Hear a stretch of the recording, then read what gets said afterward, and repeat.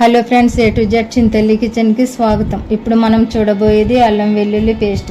ఈ అల్లం వెల్లుల్లి పేస్ట్ మనం అన్ని కూరల్లో వాడతాము కనుక బయట అంత హెల్తీగా ఉండట్లేదు కాబట్టి మనం ఇంట్లోనే తాజాగా ఈజీగా ఎలా ప్రిపేర్ చేసుకోవాలో చూద్దాము.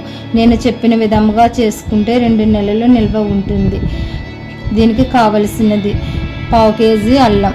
పై పొట్టు తీసుకొని ఇలా చిన్న ముక్కలుగా కట్ చేసుకోవాలి. నేను ఆల్రెడీ కట్ చేసి పెట్టుకున్నాను, మీకోసం కట్ చేసి చూపిస్తున్నాను. తర్వాత 1/2 కేజీ వెల్లుల్లి తీసుకొని ఇలాగా పై పొట్టు తీసుకోవాలి.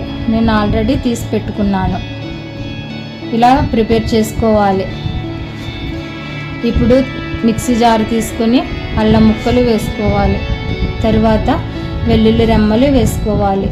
కొంచెం పసుపు వేసుకోవాలి. పసుపు వేసుకుంటే హెల్త్కి మంచిది, కలర్ కూడా బాగుంటుంది. కొంచెం సాల్ట్ వేసుకోవాలి. వేసుకుని గ్రైండ్ చేసుకోవాలి. ఈ విధంగా రెడీ అవుతుంది. రెడీ అయిన దానిని మీరు కూడా ఇలాంటి గాజు సీసాలో స్టోర్ చేసుకోండి. ప్లాస్టిక్ బాటిల్లో వేసుకుంటే తొందరగా పాడవుతుంది. ఇది ఫ్రిడ్జ్లో పెట్టుకుంటే 2 నెలల వరకు తాజాగా ఉంటుంది. అంతే, అల్లం వెల్లుల్లి పేస్ట్ రెడీ.